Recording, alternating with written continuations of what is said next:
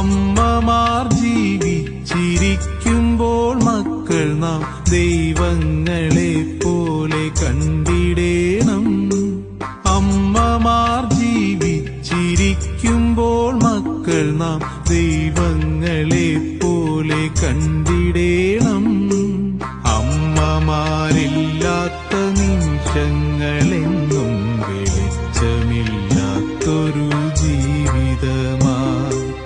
അമ്മയ്ക്കു പകരമായൊന്നുമില്ലെന്നത് സൂര്യനെ പോലൊരു സത്യമല്ലേ. ഇനിയുമൊരു ജന്മമുണ്ടാകുമെങ്കിൽ എന്നമ്മ തൻ കുഞ്ഞായി പിറന്നിടേണം.